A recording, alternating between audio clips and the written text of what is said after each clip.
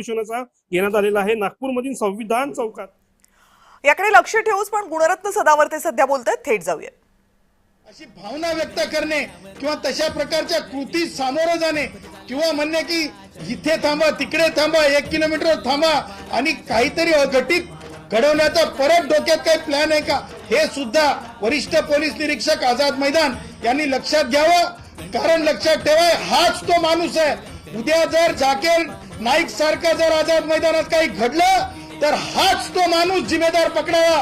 कारण अंतरवाली सराटीमध्ये हाच तो माणूस जिम्मेदार होता आणि वारंवार असे गैरकृत्य करण्याची भानगड, हिंसक आंदोलन करण्याची सवयच्या माणसाला लागलेली आहे की काय, असा मोठा या माणसाला अटक झाल्याच्या नंतरच जे आहे रितसर चौकशीमध्ये जे आहे ह्या प्रकरणाच्या बाबतीत सखोल अभ्यास होऊ शकेल आणि सखोल जे आहे या निमित्ताने काय याचा रोल आहे हे निष्पन्न होऊ शकेल। त्याच पुढे जाऊन मला तुम्हाला सांगायचंय की हे आंदोलन जरंगेचं आहे की एक आंदोलन राष्ट्रवादी काँग्रेसचे वयोवृद्ध पुढारी शरद पवार यांच्या पक्षाचं आहे, ह्याचं उत्तर शरद पवारांनी द्यावं। असं देखील मी शरद पवारांना आव्हान करतो। शरद पवार, तुम्ही ज्या प्रकारे म्हणजे मंडल यात्रा तुम्ही काढून दाखवली, तुमचे प्रवक्ते मोठे मोठे भाषण करतायत की खऱ्या ओबीसींना तिकीट मिळाले पाहिजे, मग ही जी तुमची माणसं आहेत, तुमच्या पक्षामध्ये जातीवाद आहे का? कारण शरद पवार तुमच्या पक्षातले तुमचे प्रवक्त्यांची भाषणं माझ्याकडे आहेत, ते म्हणतात की खऱ्या ओबीसींनाच तिकीट मिळाली पाहिजेत। मग आणखीन तुमच्या पक्षातलेच मराठा समाजाचे मी नावं घेतो, ते नावं बघा, जे पुढारी आहेत त्याच्यामध्ये काही बहुजनही असतील, परंतु जे पुढारी आहेत त्यांची नावं घेतो। मला सांगा, बजरंग सोनवणे हे खासदार आहेत, हे कोणत्या पक्षाचे आहेत? तुम्हा पत्रकारांना माहित आहे, शरद पवार गटाचेच आहेत ना।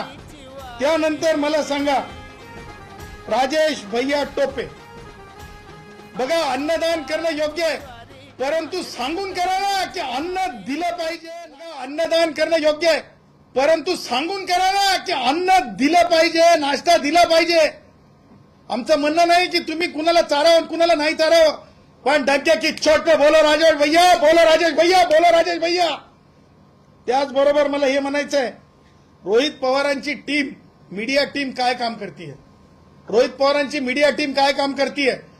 त्याचबरोबर तुम्हाला सांगतो, जे क्षीरसागर आहेत, संदीप क्षीरसागर, ह्यांच्या भेटीचं औचित्य काय, ह्यांच्या भेटीचं औचित्य काय, ह्या सगळ्या गोष्टी लक्षात घेता जे जरंगे सोबत लोक चालत आहेत किंवा गाड्यांमध्ये आहेत, या गाड्या ज्या आहेत, माझं म्हणणं आहे की हे जरंगे सोबतचं जे आहे, मी तुम्हाला पूर्वी म्हणत होतो, हे पॉलिटिकल अजेंडा सोबत पॉलिटिकली चालवलेली ही रॅली आहे।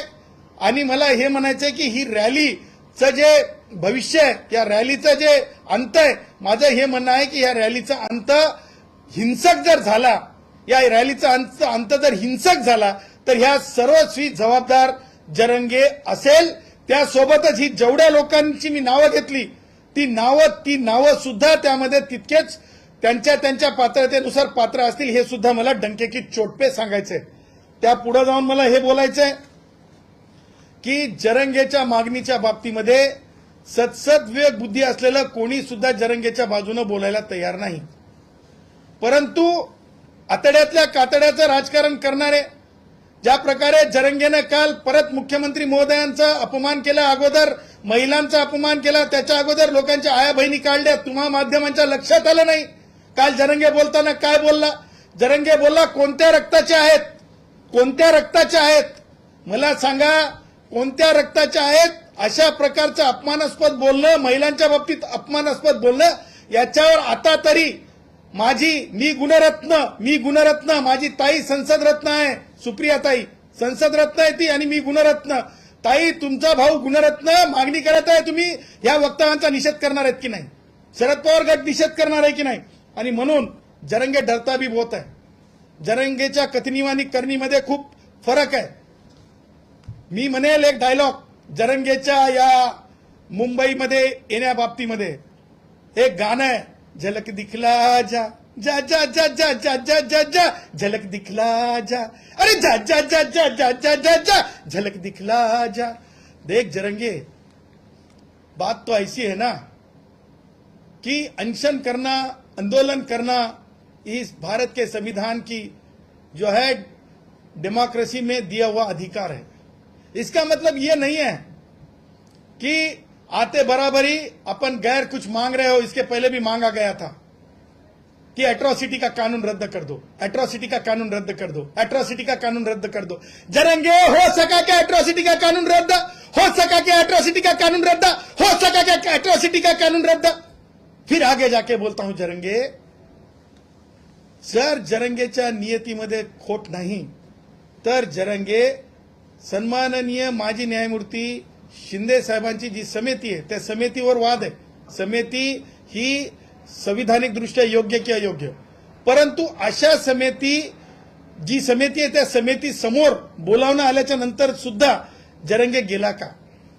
जरंगे म्हणतो ना की शिंदे समितीनं खूप चांगलं काम केलं, मग काम केलं तर मग जरंगे तिथे जाऊन आपलं मत का मांडत नाही? हा सगळ्यात मोठा मी प्रश्न विचारतो।